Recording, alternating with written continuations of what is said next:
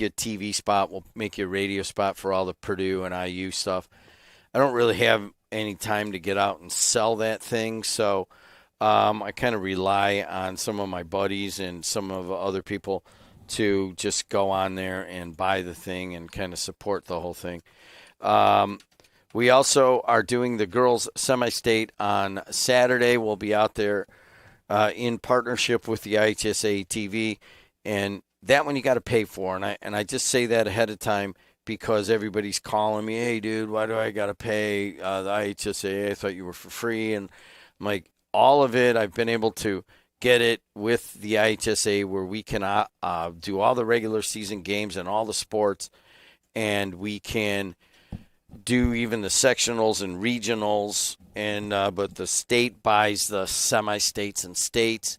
So we broadcast it for them, but you got to pay them or you can't watch it. Also, I want to talk about the sportsmanship dinner, and let's go to this phone call right up there if you don't mind bringing that in right now. It is on Monday night, and John Doherty is on the phone. John, how are you? I'm terrific, Jed. How are you? It's good to hear you again. Can you hear me? This will be like 3 days in a row that you and I have had a conversation. And I'm sorry, it may be too much for you. I get it. Yeah, and then we'll probably see each other Sunday setting up, and then certainly Monday at the sportsmanship dinner. But we're looking at over 700 people coming to the halls of St. George. Tell us about it. It's our 72nd annual dinner. It's to celebrate sportsmanship with our boys basketball teams as they go into the sectional. Paul Neidig, the commissioner of the IHSAA, will be there and say a few words to the players. But our keynote speaker is Notre Dame men's and women's basketball general manager Pat Garrity, who played 10 years in the NBA and then was in the front office with the Pistons before returning to Notre Dame just this past May. So Pat brings a unique perspective. He's a former Notre Dame athlete, professional front office guy, but also a dad of a varsity football player at Notre Dame. So I think he'll be talking about how sportsmanship, believe it or not, is still important in this age of NIL and transfer portal. Actually, it's probably more important if you want to get an NIL deal to be kind of cleaned up and a spokesperson for a brand, wouldn't you think? Absolutely, yes. There's no question that no company that is looking to sponsor an athlete in some kind of name, image, and likeness deal is looking for an athlete who's not well-spoken, who doesn't behave on the floor. So in that sense, absolutely. Sportsmanship is more important than ever, and I hope our young athletes understand that. So, I'm looking forward to a very nice evening. Go ahead. How much are tickets? $75. They're still available at sportsmanshipdinner.com. Probably going to shut it off tomorrow, though. And what do they get for $75? They get a terrific dinner at the halls of St. George. After dinner, it includes what we call the afterglow, where we do have an open bar after the dinner. There's a cash bar prior to the dinner, and an opportunity to meet these fine high school athletes and hear a great message from our two speakers. So it's always a wonderful evening. Everybody enjoys it, and amazing that it's 72 years now. You got the corporate sponsors all in your head? I have most of them in my head, yes. I could probably run through them. Yeah, go ahead. Powers Health, Tim Anderson CPA, Ton and Blank, McFarland Homes, and now you're going to catch me here. There's 6 of them. You've got 4, dude. You're leaving 2 people out that wrote us big checks. Oh, no, there's more than that. Terry McMahon, CPA, Chicago Wealth Partners. There's 14 altogether, Jed, actually. So I wish I had the program in front of me, but I do not. We're very grateful to all of our corporate sponsors, and I guess one of the most important things that I didn't mention that comes out of the dinner is the scholarships that we award. We will award close to $20,000 in scholarships to one individual athlete. Will get a $3,500 scholarship, and that athlete will be announced at the dinner. But then each of the 5 sectionals, the teams that show the best sportsmanship at each sectional, will pick up a $3,000 scholarship for them to award to athletes at their schools as they see fit. So it's obviously Doherty and I will be to each side of the podium. I'll be the MC. John is kind of the emeritus John friend wannabe. And we'll be up there, and we shake the bushes pretty hard to get you guys to support this. It's one of the finest institutions of basketball in the state of Indiana. So if you're not a sponsor, you want to, you would say, hey, I want to throw some money down, you can just go to sportsmanshipdinner.com, and there's a little email thing, and you can get a hold of Doherty, and we can put you on there. But, think about it in the future, and thank you to all of our sponsors. I will make sure that I will get that program out, and we'll talk about it a little bit more today. I'll make sure that Adriana goes through the list again tomorrow of the corporate sponsors, and then I'll talk about it again on Monday. And then for all of you corporate sponsors, you'll be on the big board out front. I want to say thank you to the South Shore Convention and Visitors Authority, Jimmy Nelson, Phil Talon, Nikki Lopez, and the rest of you. I think some of them are actually going to be sitting at my table. And I won't be there. I'll be up on the podium or on the stage. But they bring the big board. They let us use the big board. And Andrew Garcia has gone around to all of the teams that are going to be there and got highlight footage at every one of them. I think he's got 31 teams. I think there'll be 20, high 20s that'll be there. But as you're walking 26 up, 26 teams will be there. Yeah, so as you're walking up, you can see the highlight video. After that dinner on Monday, we'll post the highlight video so you can watch that, and we'll post that at the Sportsmanship Dinner Facebook page, and we'll put it also on Heartland Sports Network. And then for all of our sponsors, we're doing a little differently this year. We're taking all the video in. We're going to put a kind of a summary video, about a 2-minute summary video of the night. And then, all you sponsors will be highlighted in that. And then we're going to take some of the cuts throughout the year and maybe throughout the tournament, and we'll put some of those up on social media throughout that, and those will all be, mentioned there for sponsors. Also, I do want to say my table's full. Don't put any more people there, Doherty, okay? Okay, I'll be. We'll still have room for anybody that wants to get in, though. Yeah, there is, and basically, I think we've done this in the past. I buy a 10-person table, and then all of a sudden, I'm like, oh, you know what? I need to buy 7 more tickets right now. So they threw up another table right next to it, and they will do that if you guys want to go. But it's a lot of fun. You meet a lot of people. My dad will be sitting there. He'll always want to tell about going to the sectional at the Civic Center, and anybody who will ask him. There's a lot of old-timers there. And then there are a lot of really young athletes that are just real eager to hear what these speakers have to say, especially many of them, like Pat Garrity knows the game, and he can answer any questions for him. One of the questions I have for you, John Doherty, I want to veer with this. I have already been asked by a couple of sponsors if there was, are we allowed to have any of the local high school athletes, be spokespersons for their brand here in Northwest Indiana? How far away are we from doing that, John Doherty, in your opinion? I don't think we're very far because other states are allowing it. Ohio, Florida, I think North Dakota, but a number of state athletic associations have blessed NIL, and I think if it ever comes down to it, if a state high school association would try to block that, they would lose in court. So for better or for worse, that day is coming. And if you don't mind, Jed, I do have all of the I do have all the sponsors ready to announce now, beyond the ones that I missed. Do we have a few more seconds? Who brought you that? Who brought you that? I found it on my phone. No, I had it on my phone. Are you kidding me? Dig it out. I was going to say, there's a reason that the Sportsmanship Committee dinner and all that runs. John Doherty certainly heading that.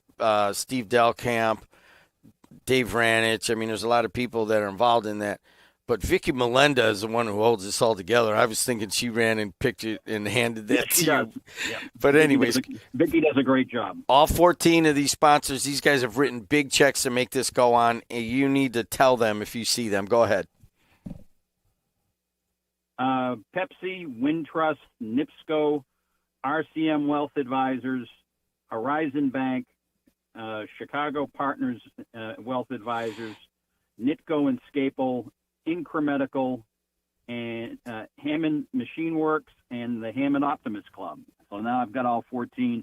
Can't thank these people enough. It's their generosity that makes this dinner possible, and more importantly, all the scholarship funding that we're able to provide after the dinner. All the committee members will go out after the dinner to the sectional sites to judge the schools that display the best sportsmanship. And as I mentioned earlier, then one school from each sectional will be receiving a $3,000 scholarship from the committee to award to athletes that the school themselves choose. All right, guys. Eddie Rhea, I want to say thank you. I put it out there. I do have a couple extra tickets. You might just not sit at my table. Get a hold of me and email me or text me if you got my phone. I got Eddie Rhea, the longtime BNI sports athletic director. He's going to be sitting at the table. Dave Kuziak's going to be sitting there. It's going to be a little too heavy Bishop Knoll for my liking. My wife will be sitting there. And then my dad's a Morton guy, so – and then I got a Gavitt guy, so it's like all a bunch of Hammond people that will be sitting at the table with the SSCVA. Doherty has his tables, but there's still plenty of room. Sportsmanshipdinner.com. Anything else? No, just looking forward to seeing everybody there and having a wonderful evening. All right. Thanks for having me on. John Doherty. If you see a guy walking around in a crew cut that's going to be sitting right next to the podium on the right side, and I'll be on the left side, and we will move it through. And we'll move it through at a regular, nice little pace, and we'll get you in and we'll get you out, and you will not be disappointed. Thanks a lot, John. And we're going to take a short break. Adriana and I are going to continue on. We got a lot of news stories we got to hit, Adriana, and I'll hit those right off the bat, and then I will start taking 30 minutes.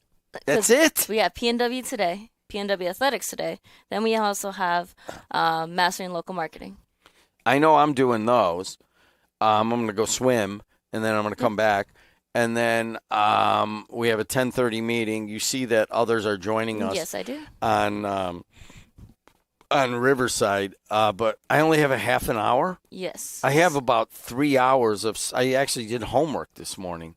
But I definitely want to talk about what's happening with the Bears this morning. Mm-hmm. And if you want to come on tomorrow and do a quick little segment, you can. I did not hear that. I don't mind if I up. I love coming in and just, you guys will let me come on. Chuck will let me come on. Yeah. Verley and Michelle, if they're doing the show, they'll let me come on. Mm-hmm.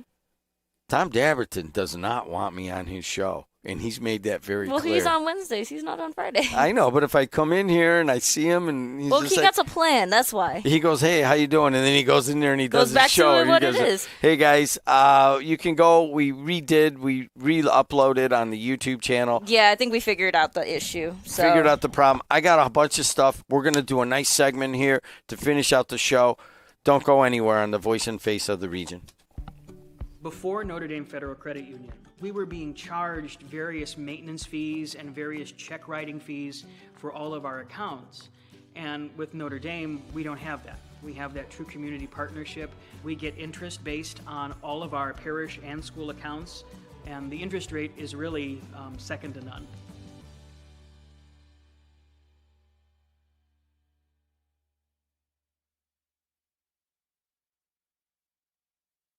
Have you ever considered becoming an iron worker? Local 395 is now accepting applications for their apprenticeship program. Go to ironworkers395.com. Look under the training section, click on apprenticeship, and scroll down to the application. You must be 18 years old, have a high school diploma or GED, and you must be physically able to perform the work of the trade. Find out more by calling the apprenticeship school in Lake Station at 219-962-7675 or visit ironworkers395.com. Fishing for a seafood meal without the stress or mess of cooking? Leave the work to the Strachan Van Til Seafood Department. For just $1 extra per pound, we'll fry, grill, or steam your fish with your choice of 3 kinds of breading. Try our fish and seafood dinners. Each includes a half pound each of seafood and fries, and a quarter pound of coleslaw. Want the freshest catch in town?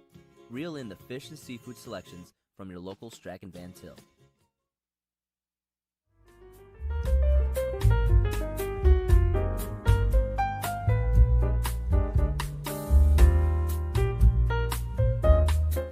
Good morning, everyone. You are listening to the Jim Dedelow Show on WJLB 1230 AM, 104.7 FM in Hammond, Indiana. And you're also watching live here on YouTube. Hopefully the YouTube fix. I think we figured out why it was being a little kind of weird when we would stream. And I think it's just because we auto-started. So we are going to have to manually just hit go live, which is no issue. But you guys might have to bug Jim in the mornings to hit the go live button, because I think that's why we're having that issue. But we're going to take a look at weather really quickly. So right now at the Strachan Van Til Studios, it is 40 degrees. Today we are seeing highs of 54 degrees, lows of 34. Cloudy for most of the time with a couple of showers and a thunderstorm this afternoon. Thunderstorms can bring hail and damaging winds. Tonight mostly cloudy with periods of rain, and a thunderstorm this evening becoming breezy late. Thunderstorms can bring hail and damaging winds. And we saw from Paul Goddard in the chat that mud came in with the wind from Texas and Oklahoma. So hopefully this rain that we are going to get will clear off all that mud on our cars. Friday, highs of 40, lows of 26, shower with windy and cooler temperatures, partly cloudy. Saturday, we cooled down with highs of 38, lows of 26, partly sunny and cloudy. If we take a look at traffic. You know, you and Lynette are kind of running radio podcasting. You need to talk to Goddard and get that. Can you go bring his site up on the screen there, over there, and show it on the air? Show it on the air? Okay. So you got to do it on laptop. That one, in the laptop. But I think he's got pictures of he covered that fatality. And I just want to tell you, I mean, I was sad about that, but going up the 2 fatalities up the Bishop Ford. I was hearing a little bit about it this morning as I was listening. Yeah, it's an awful, awful thing. Just a reminder of the many commuters. I mean, you know, many of you take the train, but anybody who takes the train sometimes drives, and that's just an awful thought that they're coming up the Bishop Ford and you just don't make it. Hey, I got a whole bunch of things I want to get to. The biggest one is at 8 o'clock this morning, the state legislatures of Indiana and Illinois are both, ironically, at the same time gathering to discuss what in the Sam Hill they're going to do about trying to get the Bears. I mean, I still have a pretty cynical view that the Bears are ever going to come to Northwest Indiana, and that we were already once used as a pawn to leverage for the city of Chicago to pay all that money to redo Soldier Field. That was in the mid-'90s. Chris Morrow, remember him, of Mercantile National Bank? He was kind of gathering that effort. Certainly now it's more of almost everyone man for themselves here, as McDermott's really trying to get it over there on Wolf Lake, Lake Calumet there, and Melton's trying to get it in Gary, and Bonta is trying to get it in Portage. Maybe that's the better thing, maybe the competition, whatever it is, but certainly Braun's taken a nice, the governor of the state of Indiana is taking a lead on this, and maybe that'll be the X factor that we didn't consider. Maybe it'll be, to use an analogy, it took the state of Indiana and Mitch Daniels to come into Northwest Indiana and bring together the Little Calumet River Basin Development Commission, which Beely Baker is the head of, and Dan Repe is the executive director. It took the state to come in and kind of push us around and make us happen, make it work. Maybe that's what it will take, and maybe there is an X factor that I'm not seeing.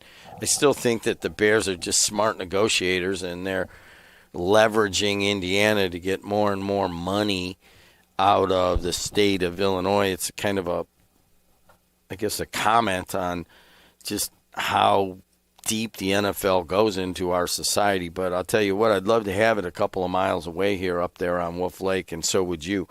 I also want to talk about a little bit north. Students at Whiting High School joined a wave of anti-immigration and anti-ICE protests at a walkout yesterday. 150 students from the school. Remember, that's not very many people at that whole school. There was a small protest at PNW yesterday for it. They were on right there on 173rd, where students cross from the dormitories over to campus, and then they move further into campus. But their protests remained peaceful, and they stayed on the campus grounds. What were the signs? What were the signs? Yeah, what were the signs saying?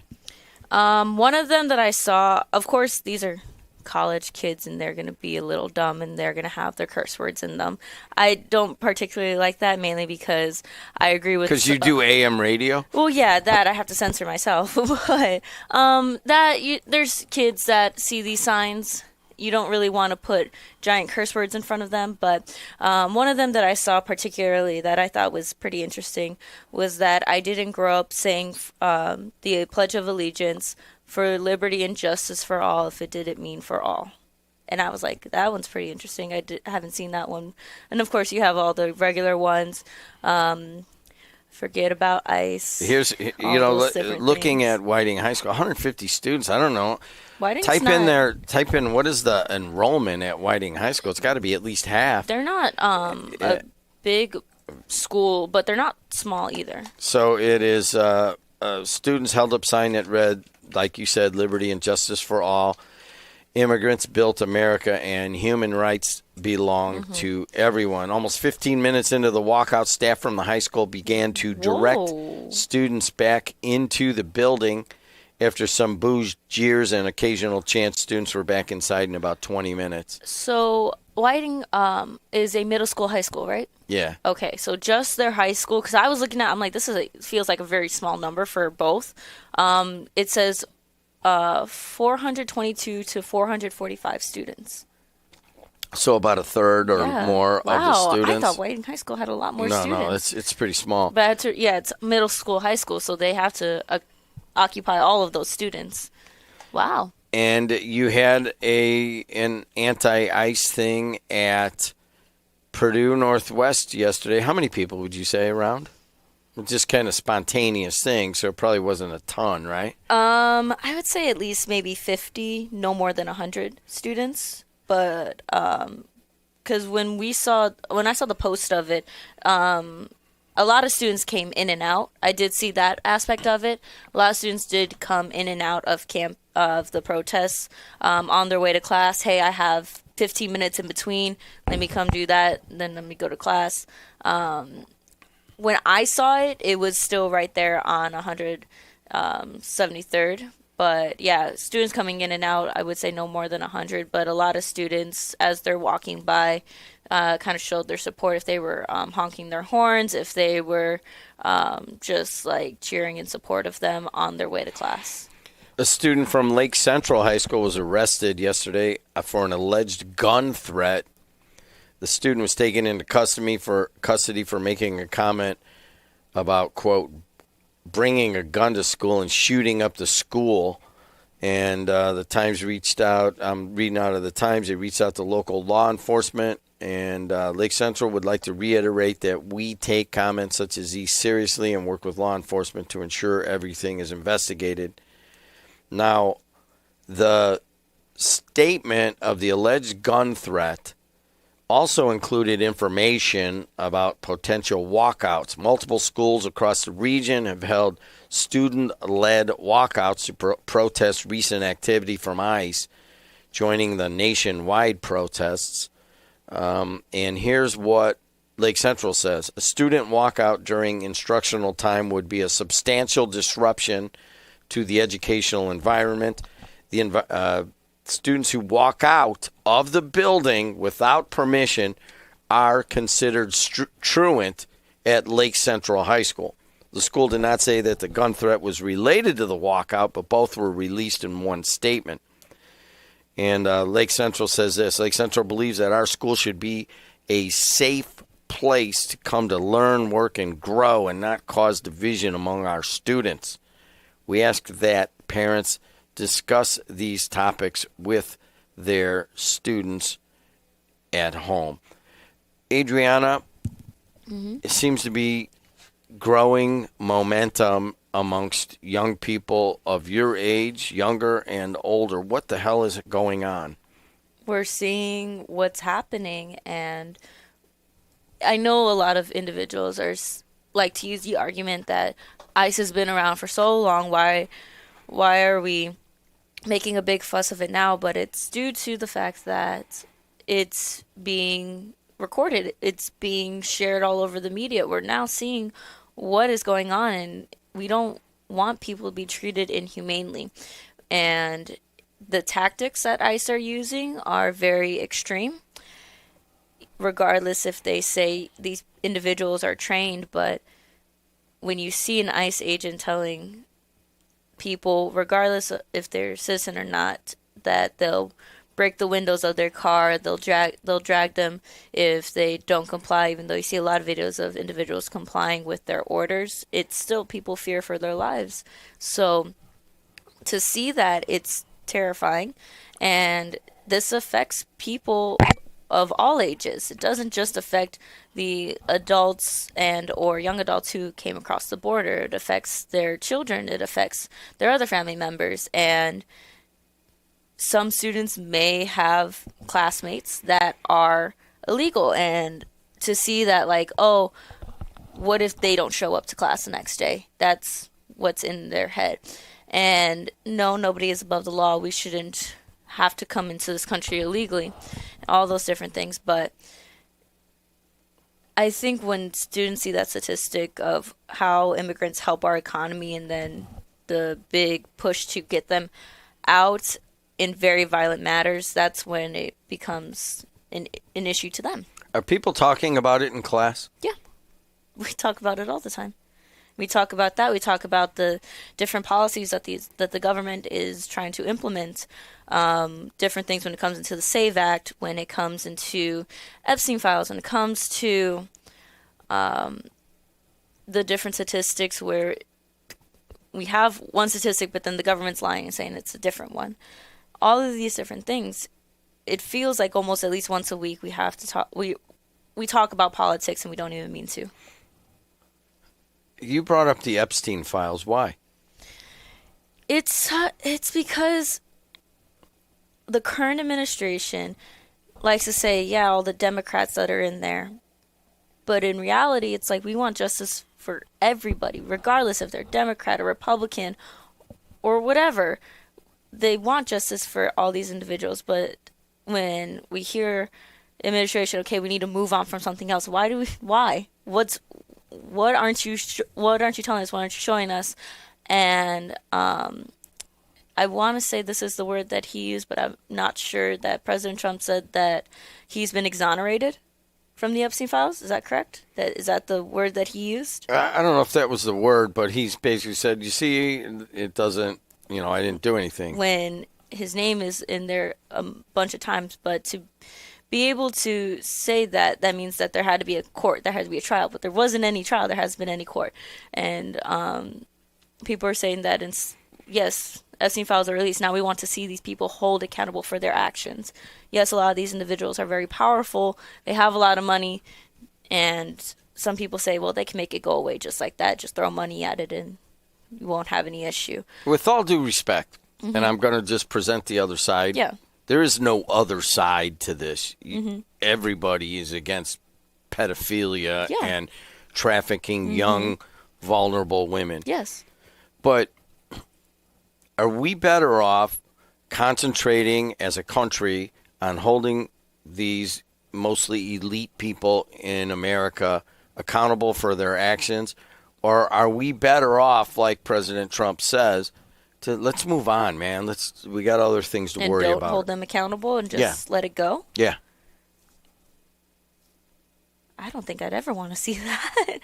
I think I would rather them be held accountable so that way, as people like to say when it comes to immigration, no one's above the law, not even the elites.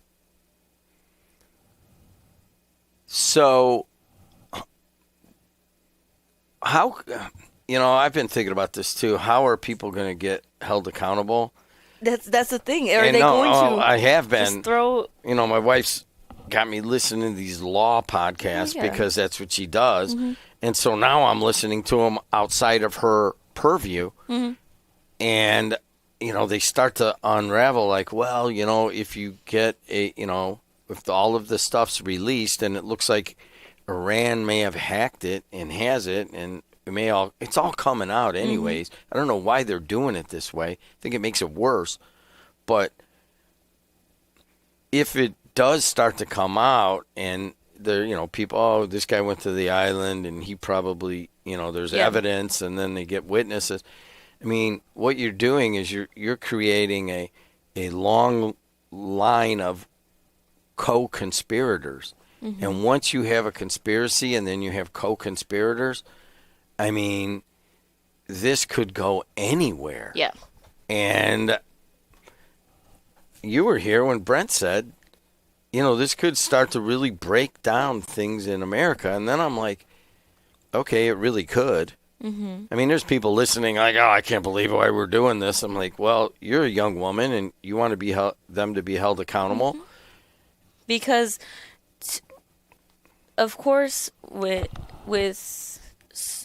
depending on what line of study you go into, I can imagine that people have to study the Epstein files, like what happened, the court case and all that stuff. How do you explain to those individuals, so all this happened, all these bad things happened, but nobody went to prison for it except for a few individuals out of the numerous ones that did something bad? Only a few went to jail. Well, what about the ones that did rape women and sex trafficked, all these different things? What about them? Why didn't they go to prison? We just moved on from it. How do you explain that to somebody? That if it's right there, the crime is right there, the people, their names, everything, and you don't put them in prison, how do you explain that to somebody? I don't have an answer for that. Yeah. Honestly, I mean, it's, and I appreciate you being candid. You're going to be on tomorrow? Yes. You'll be on with Bob Starkey? Yep, we are on from 6 to 8:30. Okay, let's take some phone calls. 219-845. Oh, hold on. I got, Yeah, we're going to move all this. So part of the issue is we are moving tomorrow starting at 10:30. Mm-hmm. And we are going to set up a temporary radio station for all the way up until Purdue comes on at 6 o'clock, Purdue IU game tomorrow. We are 99% sure that we will be done by that time. Bob Starkey's going to be in here doing the show. And he and I mostly are going to be moving it throughout the day. And Adriana will certainly be helping, and Lynette Lopez and Joe Cimino. So the five of us will be moving it, maybe get Hunter Lorenzik in here to lift some things. But I want to make it clear that tomorrow is a big day. We've been in this 70-year-old studio before, and we've come back, and we moved in here temporarily to build a brand new TV studio with all the robotic cameras and robotic lights and all that. It's going to look way better than actually we had at Purdue because we'll be able to control the lights and sound. But it's a big deal. Gino's taking a knee on his show on Saturday because we're going to be doing it all weekend long, and we just hope like hell we'll be ready for Monday morning with Seasons of Chuck. Let's take some phone calls. 219-845-1100. Hey, you're on the air. What's up? Oh, I've been on hold so long I forgot what I called. How you been, man? Sorry about that. Hey, how'd you like the warm weather yesterday? Was that pretty cool or what? I had my Daisy Dukes and halter top on, but cleared half the neighborhood out though. But it's okay. Every dog was barking at me. You still wear a halter top? Yeah, I still have one. Why, you got a problem with that? No, I think, you know what? I've always been, I saw my first halter top when my uncle who lived with us brought me to Purdue Cal, and him and all his buddies in the early 70s sat outside the Anderson building in big circles, played Frisbee with all the women and the men, smoking weed, which I didn't know at the time. And the women, I saw my first halter top that time, and I didn't know what it was. My uncle had explained it to me. But anyways. Well, what did he say? What did he say about it? He's like, somehow it was like I had never seen that. I was like an 11-year-old kid, and he had to babysit me, basically. And he goes, all right, hey, we'll play. He's like, throw the Frisbee to the girl in the halter top. And there was like 4 women in a circle, and I had to throw the Frisbee to one of them. I didn't know what a halter top was. And that was the first time I heard it. You do now. Yeah, I do. You do now, don't you? It's not a lot of people wear them, Well, but let me tell you a little secret. On my refrigerator, I have a picture of me at 18 and 2 of the love of my life. So every morning I get to look at them, and I smile. You know what I'm saying? Who was the loves of you? Loves of my life. What do you mean? Who were the loves of your life? 2 dudes? 2 guys. 2 dudes? 2 men. You loved 2 dudes? Yeah. In my whole life, I'm 67. My God, that's not a lot. So they were in the same picture? Dead. They were in the same picture? Well, no, I'm in my picture of me in the middle. No, it's not what you're thinking. Oh my God, not a threesome. No, it's a picture of me with my short Daisy Dukes and my halter top. Stay with me here, okay? Stay with me, Judd. Come on. And on the one hand is Russ. He was my first love. And on the second hand is Bill. So I'm in between these 2 guys on my refrigerator. One's dead and one's not dead. But that's it. That's all I got to say. You've only had 2 loves in your life? 2 loves, yeah. I had boyfriends, but there's only been 2 loves in my life. Except for Elvis. I was gonna say that reminds me of like I've never been with Elvis or Trump. Okay? Huh? that reminds me of like I think it's a movie quote where it's like you get 3 great loves in your life and all that stuff. Well, I'll bet you've had an interesting life. I'll bet, and I sure have. So, is there something on your mind, or did you just call in to say hi? Well, no, I can't wake up this morning. That's why I started. I usually listen to you, and it's like I kept hearing a lot of repeat seconds or segments. You know what I'm saying? So after I cleaned the toilet, made my bed, and cleaned the kitchen, and then went out and picked up stuff in the yard. I took the garbage out and come back, and the same segment was on again. Are you repeating yourself? It was about the girl from Morton, the basketball player. So well, I played her interview. I played her interview at 5:30, and then I talked about her a little bit later. Yeah, so that's probably what it was. Yeah, next year you need to watch her. She's one of the best basketball players around here ever. So, and she was sitting right where I'm sitting right here, and she was very respectful, and she wants to learn media, which is kind of cool. So, hey, well, bring her in. Hey, you know what? I got so many other calls. It's just good to hear you, and I'm glad you got to wear your halter top yesterday. All right, I'll see you. Bye. 219-845-1100. Hey, you're on the air. Go ahead. All right, Jimmy, I know you're running short on time, but first of all, you were one of the loves of my life at one point, just so you know. Now, what are you laughing at? You clip it. Hey, there's nothing wrong with that. There you go. Hey, it doesn't matter what side of the fence you're on. Come on, Adriana, get with the times. It's 2020. You know what comes to my mind? Hold on. No, so that way when you guys are arguing, we can just be like, no, guys, remember, we're all good. All I'm thinking about is all the times I fell asleep in your car on the way to Chicago, and I'm like, I don't know, just get kind of weird thoughts there. But anyways, go ahead. Yeah, trying to figure out how much money you lost. Okay. So listen, why is it if you've been there? Two questions, real quick. You've been in this old building 70 years. Where was JOB broadcast from prior to that? And then my real question, though, is if you guys are so concerned about the Epstein files, why don't you get Bill Clinton to testify? Because now it turns out in those files, guess who founded the Clinton Foundation? Who put that together? Jeffrey Epstein and Ghislaine Maxwell. They put together the Clinton Foundation. Why aren't we talking about that, Jimmy? I think you're right. I agree. Don't you? Mm-hmm. Yeah. I mean, I think they created the idea. They put it to those two, and those two, what are you talking about? They go, we can make a fortune on this. We'll get all the money out of the government in various ways. You guys can spend it and do whatever you want, look like queen and kings, and we'll make a ton of money.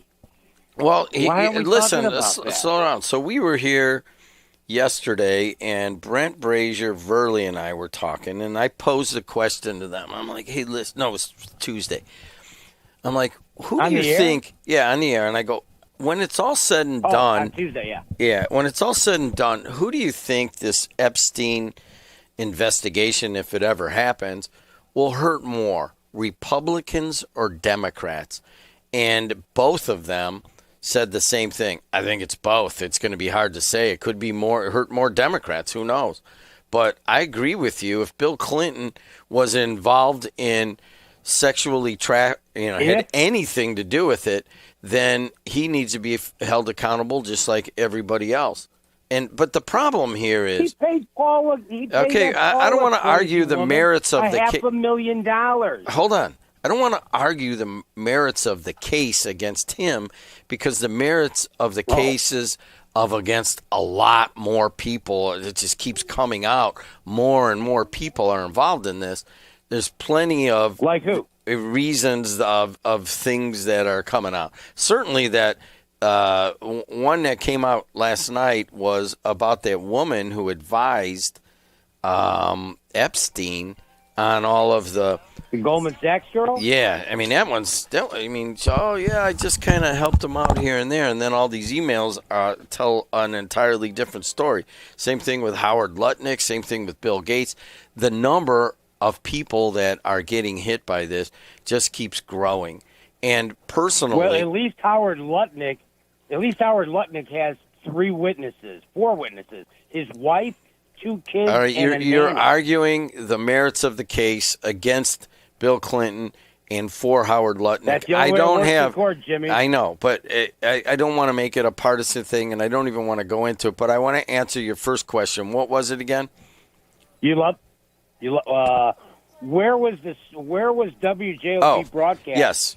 If in the old building prior to 30 years prior. There's 2 people right now listening that I know were there, and that was Bobby Costa.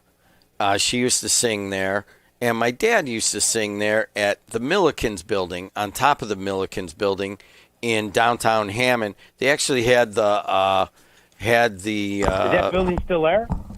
I don't know. Hey, listen, thank you for the phone call. And You're the best. I love you, Jimmy. Hey, man, there's 6 people waiting, and I hate to do this to all of you. We got to go, and we got to go right now because we need to start on time with PNW. I'll be back at 9:05 doing 2 podcasts, the Mastering Local Marketing podcast, and 2 of them. And then we have a full lineup of basketball on Friday night, all day Saturday night. And also, just to make clear, starting at 10:30 tomorrow, we are shutting this studio down, and we're going to be broadcasting temporarily from somewhere else. And then we're going to build a TV studio, hopefully in one weekend, and then be back live for Seasons of Chuck on Monday morning. Tomorrow morning, don't forget to be here with Adriana and Bob Starkey. I may come in just to say hi. All right, guys, until next time, see you later on The Voice and Face of the Region.